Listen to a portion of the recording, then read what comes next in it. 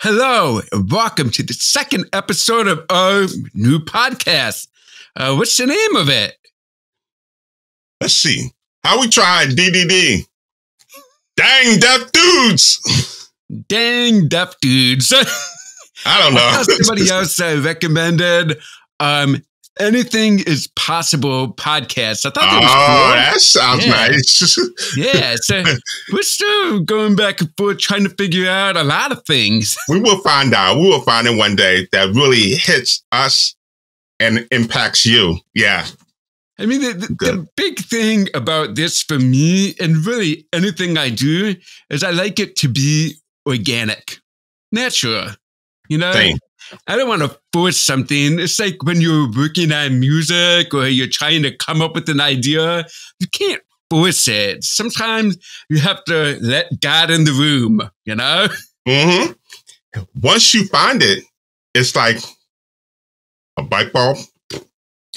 Oh, that's it. Okay. All angles covered. Everything sounds, and it identifies with us. But that takes time. Yeah, so we put out our first podcast last week. How are you feeling about it? Oh, I was in love. I was like, wow, this us? This is what we're doing? We dropping them gems? Ooh, this is nice. I had to watch it maybe a few times. First time I watched it, just watched all of it.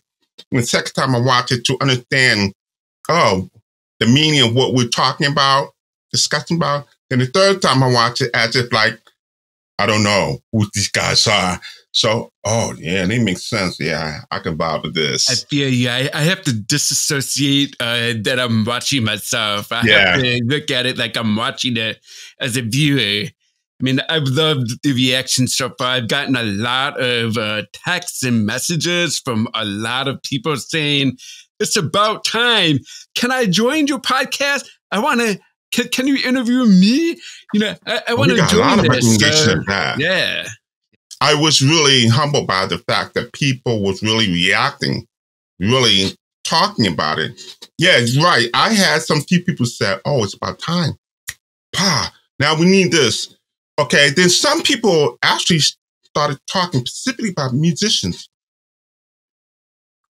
We need this. What do we do? I'm like, I saw several musicians from like disability community, not deaf related, but disabled musicians watching and commenting. I was like, who is this person? I saw someone from Crip Nation. Yes. I think it's called. Yeah. Leroy. Yeah, really? Leroy. He wrote a book. Himself is disabled, and really he invented Crip Hop. And so Crip hop. You know, like dip hop. You're dip hop. Yeah. So, but this guy is really genius. He's genius. And I was like, wow. So it's nice to meet him, talk with him. He interviewed me a couple of times. So, yeah. But there's more. There's more out there. I'm really excited about what doors are going to be opened from this experience. So last week we talked about the Drake and Kendrick beef. And I admit last week I hadn't really watched, listened, experienced anything. So after the podcast, I was like, I need to really jump on this. And it was interesting because I talked about how you experience music. Like for me, I can't really experience new music on my phone, or, you know, it has to be the right situation. And really for me, I have to be sitting in this room with my speakers blasting, with the lyric put up on the screen. It's the only way I can really experience new music. So once I experience it like that and I understand the structure, I understand how the flow moves, that's when I really, you know, become, you know, I lose myself in the music, so to speak. So I was experiencing it. I mean, I admit, like the beginning to like Kendrick's last song was an interesting trajectory. And I'll admit, like I watched the Drake stuff and I didn't really finish the songs. And I'm like, oh, move on to the next one. I went through the series, like, one by one to see the progression. And my favorite song is Not Like Us. The last song that Kendrick did, the beat, the flow, the lyrics. The wordplay. I mean, I became like obsessed with the song. I was listening to it constantly. And it just so happened last Thursday, you know, we put out the podcast and, you know, that was a lot of work and we'll get to that. But, you know, I was driving in the car and I got to a red light. And of course, at the red light, I knew it was a long one. So I opened IG. And the funny thing is, I was listening to Kendrick, Not Like Us. Yeah. I opened IG and who's on there? Raven. Signing that exact verse. I mean, it was the third verse of that song, my favorite verse of that song. And she was signing it and it just blew my mind. And I sent her a message. I said, this is crazy. On our podcast with Wawa, I mentioned wishing somebody would sign something from this. And she did it. So I asked her, do you mind if I make a short video of me saying that and speaking it into existence? She was like, yes, of course. So that was crazy. I finally took the time to listen to songs. But yes, I listened on my phone, but I had the headphones and I was able to pull up the lyrics. And I was going back and forth with Drake, going back and forth with Kendrick Lamar. So yeah, I saw the roller coaster ride. Everything is increasing, then something went down, and something, but the last one, Not Like Us. The beat alone, when it came on, I didn't understand lyrics at all because I haven't read it at that time. I was like, oh, this is hitting. Hot. It's hitting. I was like, okay. Pulled up the lyrics. I read it. I said, hold up. Let me read this again. But this, I said, oh, the wordplay, the flow. I was like, he went in. And I was like, this is genius. And how to translate that? The mic drop, you know, that kind of song where it's just like you just slap back so hard that you're just stunned. I mean, like, how can you beat that? And for me, it really showed that, you know, this is just my opinion, but I feel like Kendrick is a legit rapper. Yeah, he is. Drake, to me, is more of a pop artist. Like, his music, like the style of music too, and how he sings in his songs, I felt a little bit more like a pop artist than a rapper. I have to agree with you on that too. I mean, Kendrick Lamar really, his creativity is like, he puts it with the creativity and the hidden messages behind the lyrics. You know what I mean? It's like 2 or 3 definition, and he just leave it to you to decide. But you get the whole point. Period. There's no way of going around the bush. It's right there. And I just love how the way he puts it, how the way he just flows with it. And I was like, Kendrick Lamar. Yeah. Even the song before that, he had another song called Meet the Grams. Yeah. I didn't really listen to that. That was fun. It kind of reminded me of Stan by Eminem. Like how it's just like a letter. He's like writing a letter to Jake's mom, dad, son. It was interesting. That I like the beat too. I kind of felt my favorite is Not Like Us. He's a little bit. My favorite. Yeah. I was like, because the idea of a beat, even though I still think it was just publicly stunt. I agree. It was all publicity. It was like just the jaw, and it worked.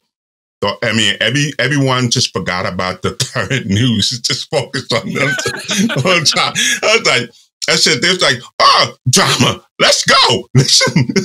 Yeah. It's funny you say that because I saw a video yesterday, I believe, that somebody asked Stevie Wonder what he thought of the beef between the two of them.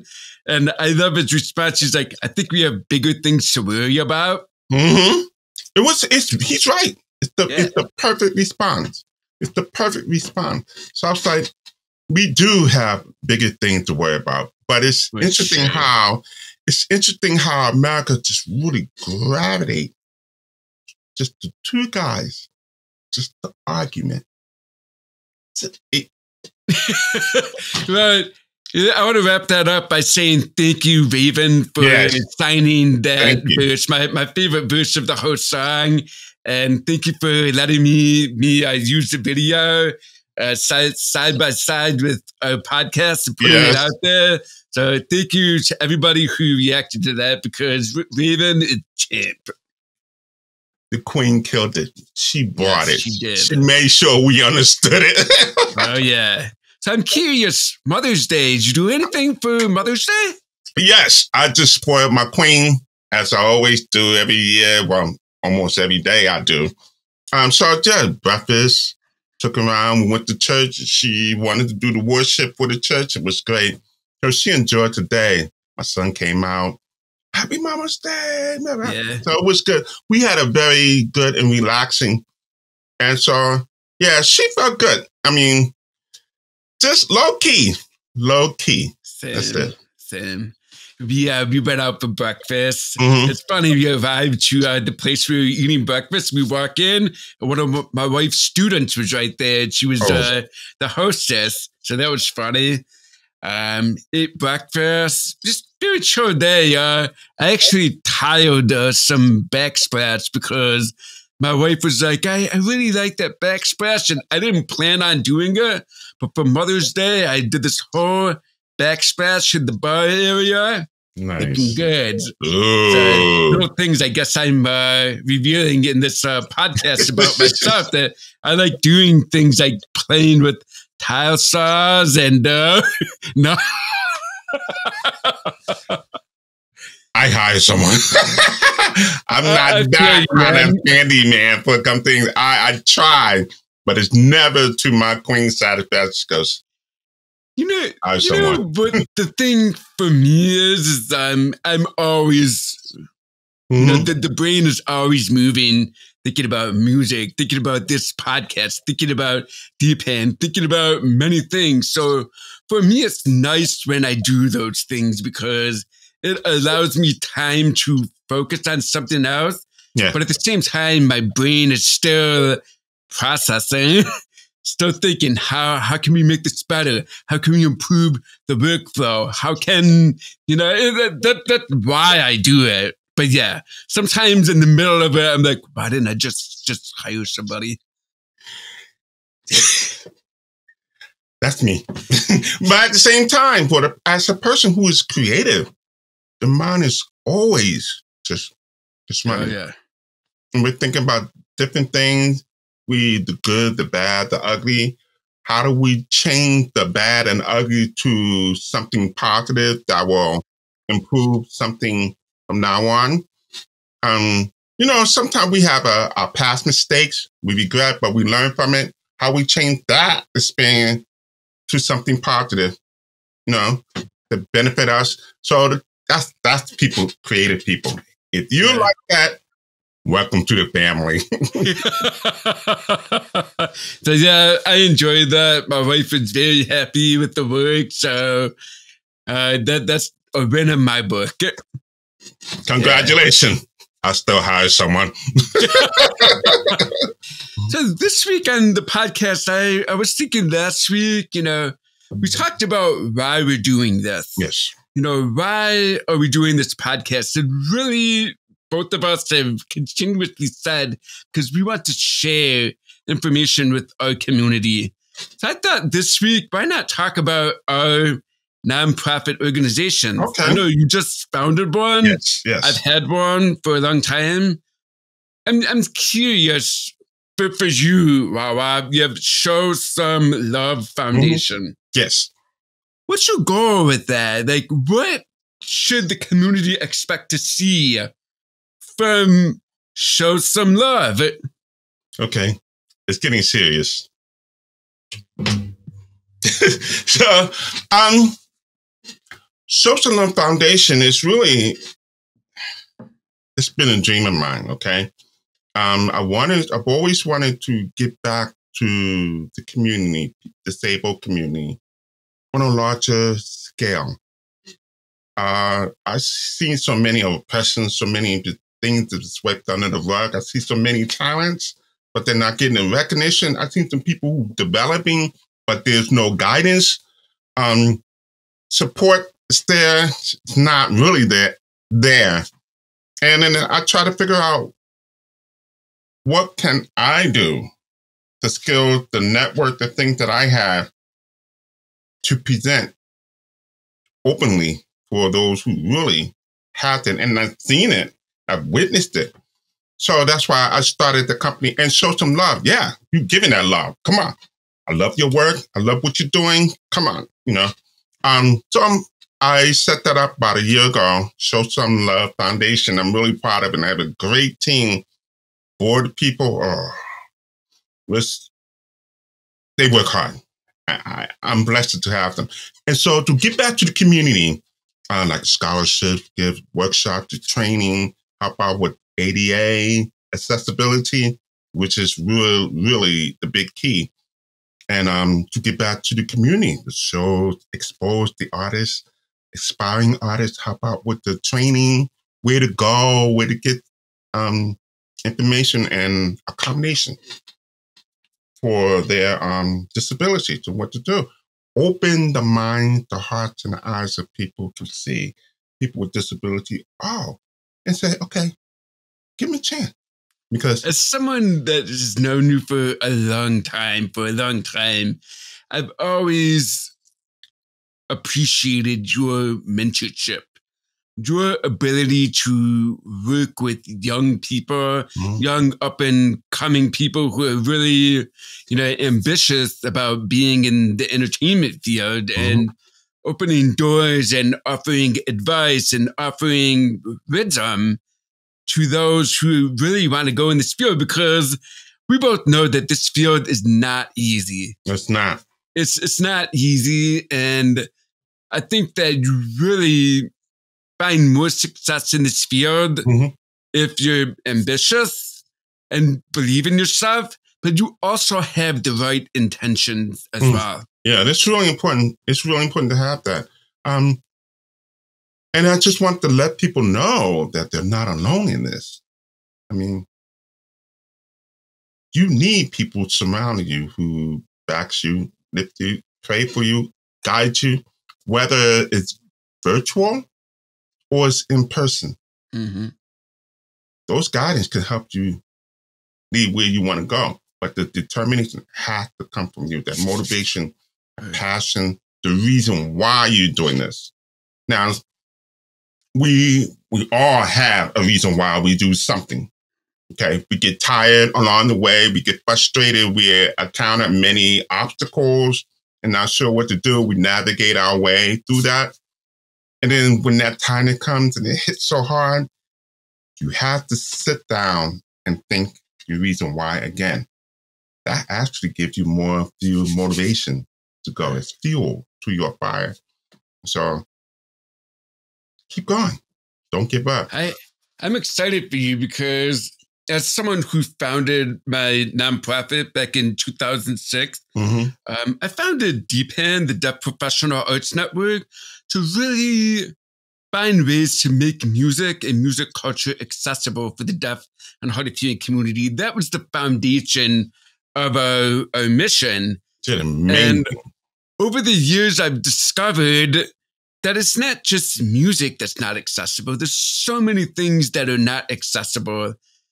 And we have pivoted several times as an organization to really, and I think that's important, to recognize and see where your audience is, what your audience needs, what are they screaming for. For me, I was a young kid. I just left RIT, didn't yet graduate, founded DPAN in 2006. I always wanted to find a way into the music business. Right. And I felt like DPAN was a great way to find myself in the music business by making music that was popular, accessible for our community. That was the start of everything. But I was also a musician myself, trying to figure out a way.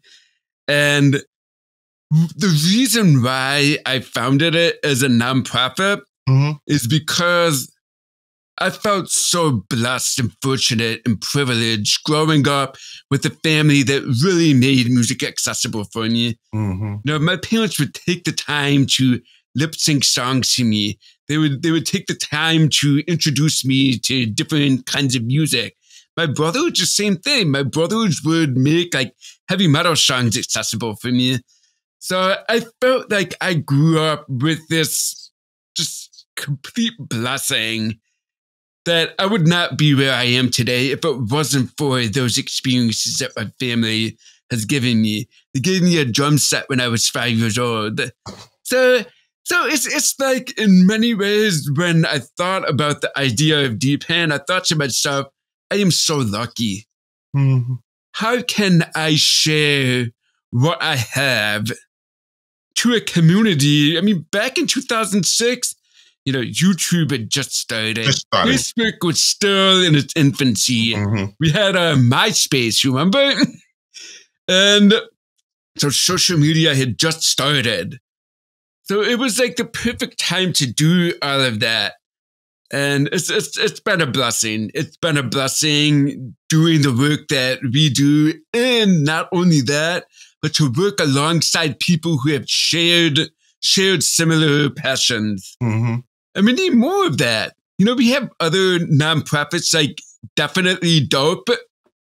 You know, there's another one. I remember back when Matt was first starting, he was like reaching out to me like, why are you not making rap accessible? And I love to see that he's really opened that door and taken the initiative on that. But it's great to see, and we need more of that. That's why I love seeing that you have entered this field as well, because I know you feel blessed and privileged as well. Well, yeah, definitely blessed. And when I started, it was almost nothing there.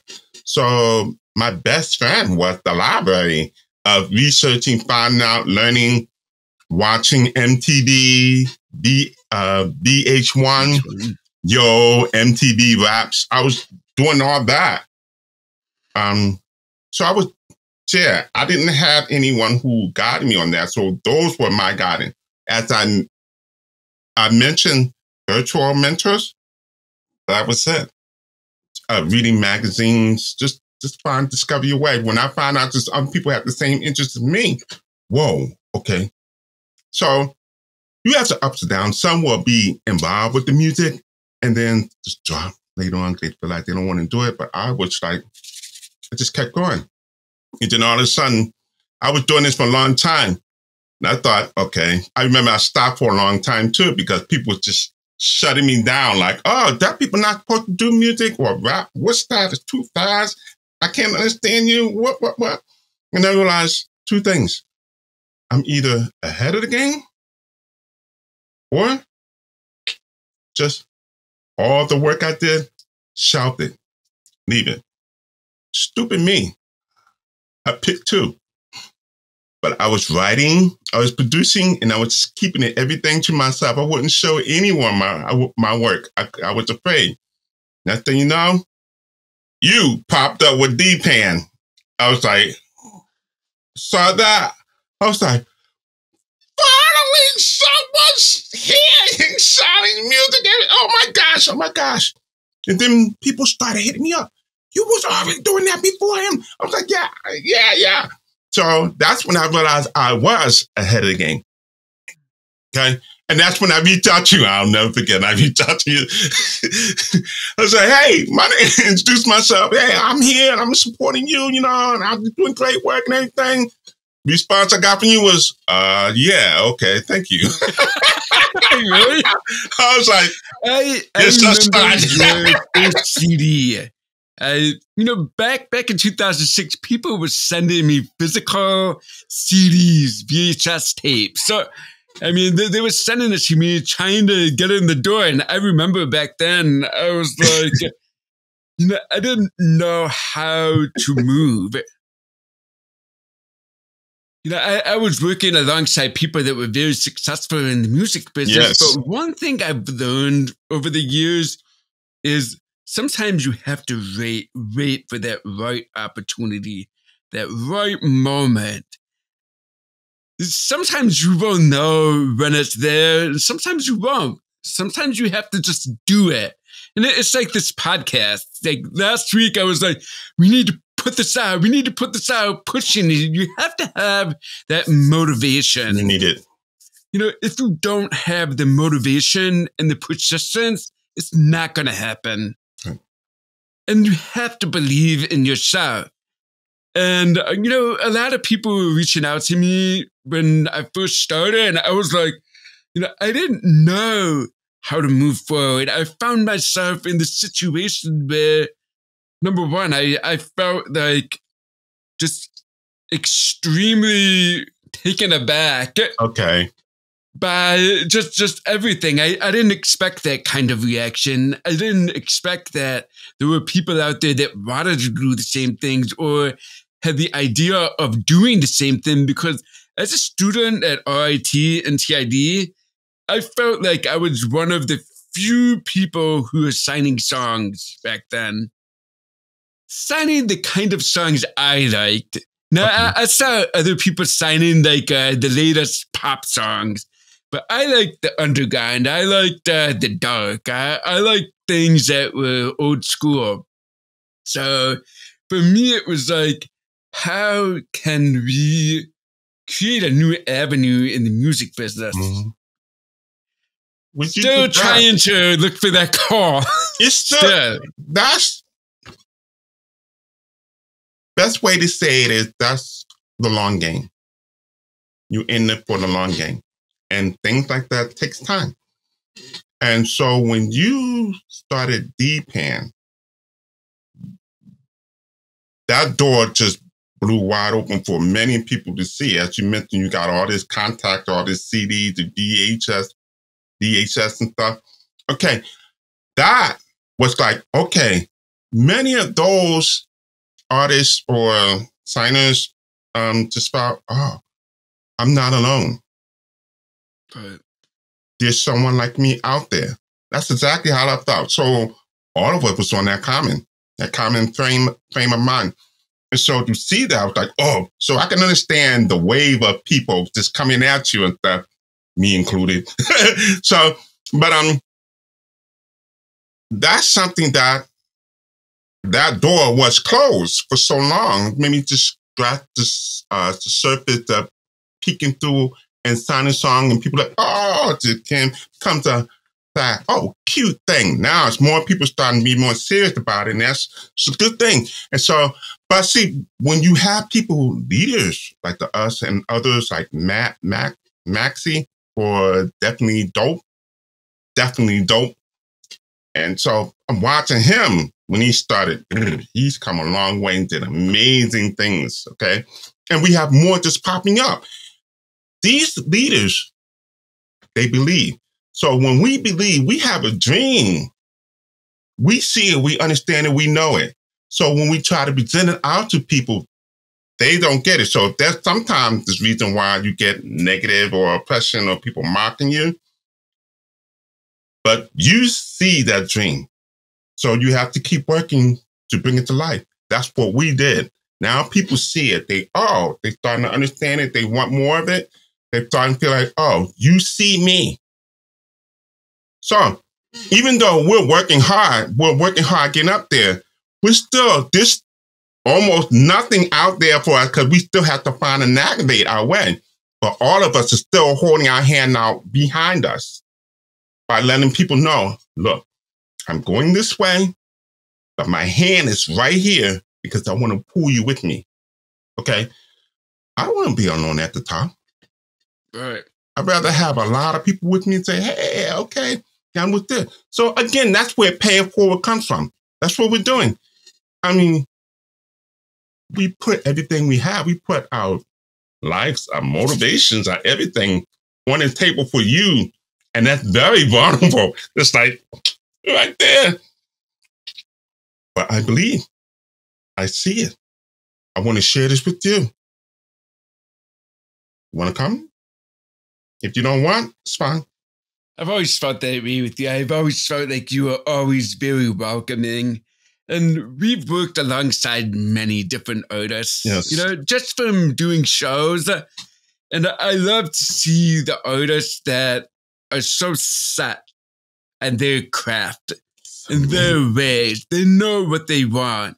And I appreciate that. You know, one thing that in this journey that drives me a little bit crazy is people who say that I just want to do this to become famous. That never works. It never works. You have to have passion. Mm-hmm. I love music. I always wanted something to do with music. But of course, my family, many people in my life were like, oh, Sean, you know, it's just going to be really difficult to do that. And I always had to think outside the box.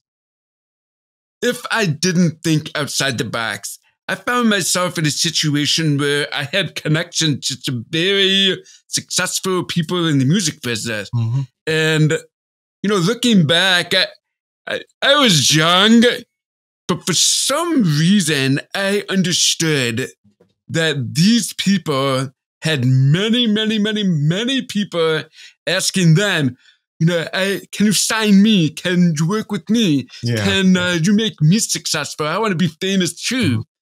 And for me, I recognized that already. I already knew that people were doing that. So I had to think to myself, how can I get in the door a different way? Yeah. Is to have something that really makes an impact.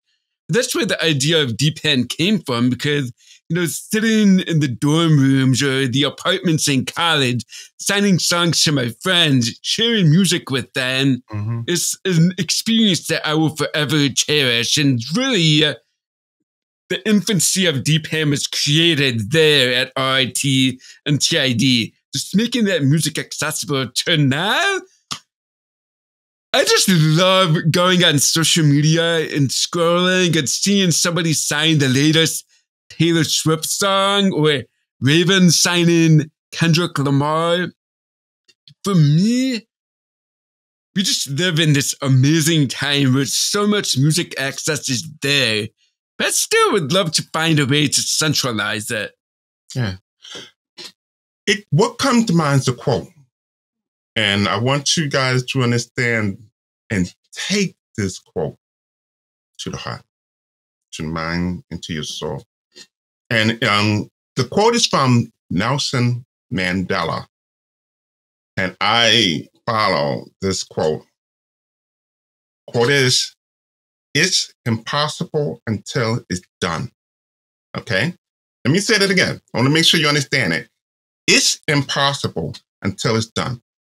What that means, you have something and it seems like it's so far off, you will never be able to reach it.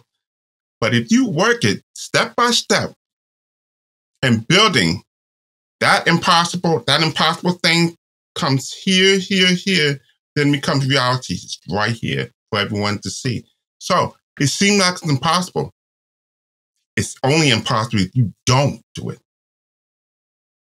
It's almost like if you never ask, the answer is always no. True. Right. I mean, you have to believe in yourself. Mm-hmm. You have to be persistent. I mean, for me, I just knew I wanted something with music. And I knew that maybe it wasn't going to be drumming. Maybe it wasn't going to be this. Maybe I would have to clean the bathrooms at a recording studio. I don't know, but I believed in myself. I was persistent. Right. You know, even my dad was like, leave them alone. Like, they're busy. They're working with Eminem. They have the biggest rap artist in the world. And here I am. I'm just stubborn, persistent. But at the same time, when you approach people, yeah, you need attitude to work is on everything. That. And we've experienced people reaching out to us with negative attitudes, and it ends up where I'm just like, with these people, like, look, your attitude is everything. If your approach is a little bit different, if you said that, I really would love to work with you, I really love you, I would like to learn more from you, instead of jumping the gun and saying, you don't want to work with me. I never said I didn't. Right. But, I have a business to run. I have a music career to maintain. I have a family. The biggest thing people need to understand, if you want to do this thing and you want to make it reach out, your business card is you. You are your business card. So your attitude, authenticity has to be out there. You coming out cocky and content, yo, I want to be involved with this, and I want you to put me on the stage. Like, put me in, coach. I don't know anything about you. Do you think a coach would actually put you in if they know nothing about you? The approach, the attitude, authenticity are really important. That's your business card. And if you're willing to learn, to get around, to progress, to accept some constructive feedback, it's great. So I've had a lot of people approach me in great attitudes. Wow, some negative, or some that I see potential. Great. I would never say, no, you won't do this or anything like that. But I would say, okay, why not you try this? That's my test to you of commitment. You do follow what I suggested and come back to me with it. That shows me that you are willing, you're teachable, you're motivated. See how it lasts, and I give you more times. And then let you know, if the show comes up or anything, I'm like, want to perform with me in this? Yeah. Your foot is already in the door the second you do what I suggested. So that's good. It's crazy. I always talk about teamwork. I always say teamwork makes the dream work. Yes. And I want to give a shout out to the team for the work that they did last week to make the first podcast come out. Oh my gosh, amazing job. I want to thank Jillian that works with us at DPAN. Mm-hmm. She oversees all of the production, captioning, transcripts. It makes sure everything is top notch. So, without that kind of person who really is dedicated to access, this would not be possible. I agree. And Noah, who edited it, who dealt with me saying, get rid of me and those awkward faces. And he was like, no, I like the awkward faces. Well, thank you for taking the time to edit this. Chris Smith, who did the audio and made us sound amazing. I mean, we sound loud and booming like we always do, right in your face. But things wouldn't be possible without the team. That's true. I agree. I mean, wow. Thank you. Thank you. I really appreciate it. I mean, I'm not an audio person. I can't just do the right things. No. Edit it much. That's why success really takes a team. Mm-hmm. Now, you have to look at that person who's coming at you and say, do they rock with what you're doing? Mm-hmm. Do they understand the mission? With the nonprofit work that we do, it is work that we all enjoy and dedicate ourselves to. Making your content accessible, making sure your stories are shared with as many people as possible. So with Sho Sum Luv Foundation, like, what's your team like? Like, who are these people? Okay, so again, I'm still new. I just set it up this last fall. And so I've been working on building the board with this amazing good group of people. And we've been working so hard on the festival called Wawa Fest for next year. I'm excited for that. We have the NPO, which nonprofit organization, Sho Sum Luv Foundation. So we gather information. And with such a baby, learning about grants, what to do, different hats, meeting people, working on training, building scholarships, awards. We're just doing little by little before we start really launching out. This is what we're here for. I've already been doing presentation talks about accessibility, about artists. I've been doing that for years. Now it's in the process with this, the foundation. And I'm really, really excited where it will lead, because I know this is going to grow. It's going to grow big. And I know I'm going to be overwhelmed, but I expect that. And I'm looking forward to it. I'd rather be overwhelmed with a lot of things than nothing, because they're out there. People are screaming for this accessibility.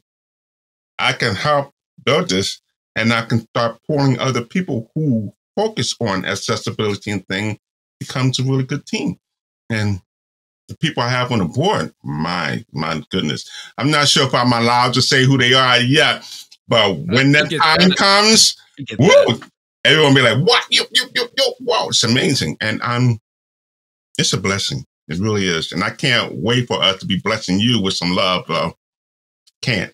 I'm excited for you, because I know personally, I know your vision, your heart, what you want. And I believe it takes a community to really make change. It doesn't take one organization or one person.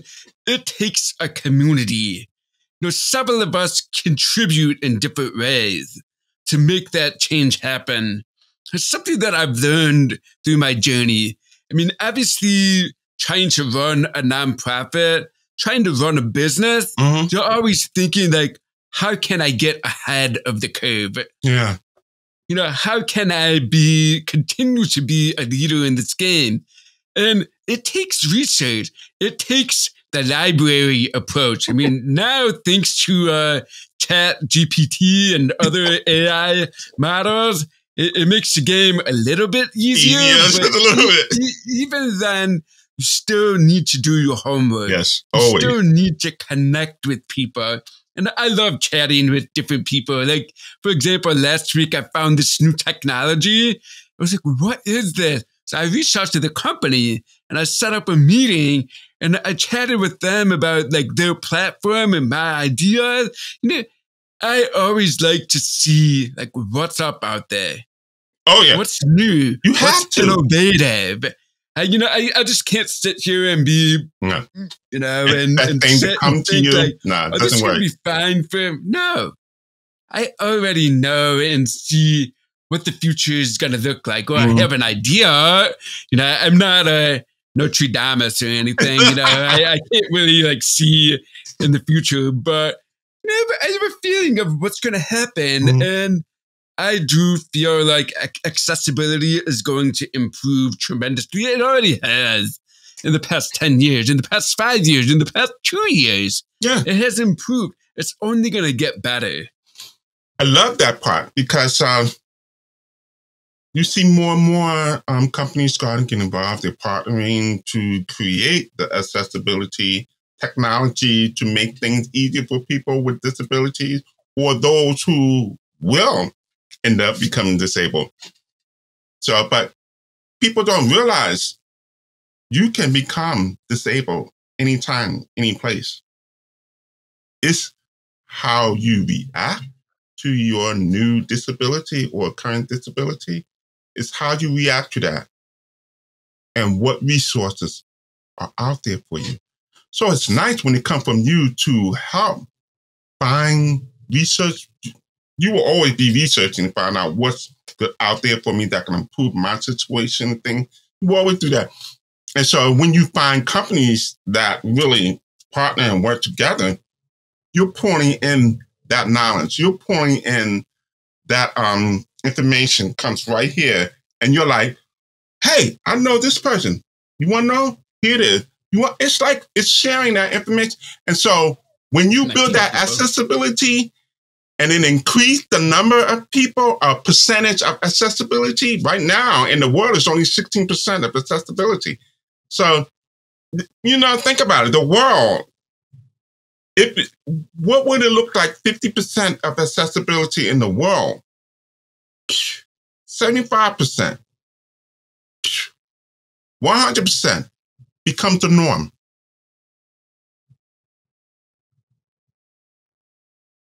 The possibilities are endless.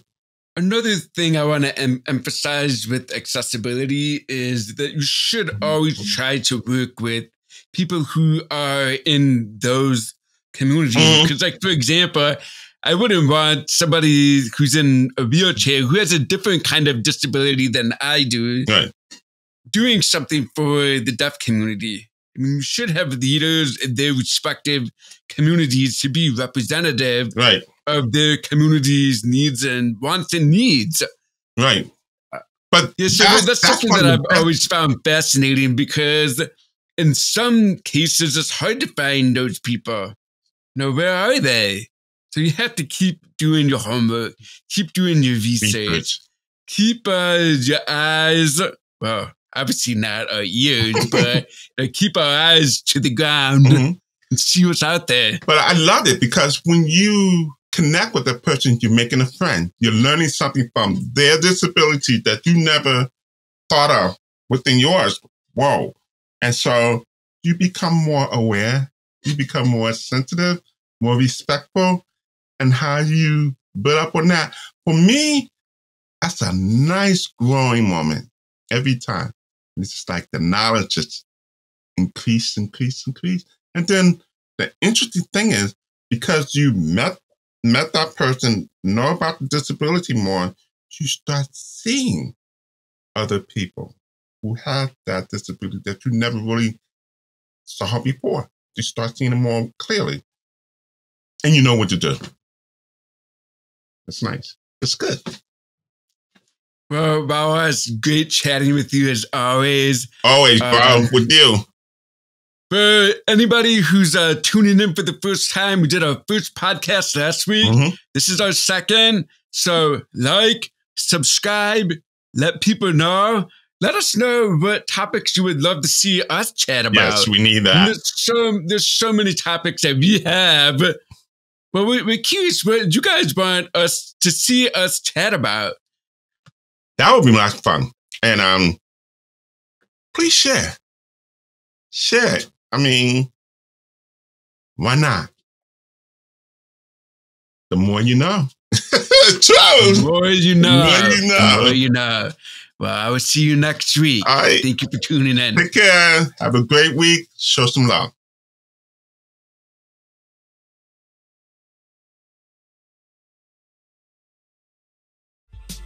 DPAN.TV, the sign language channel.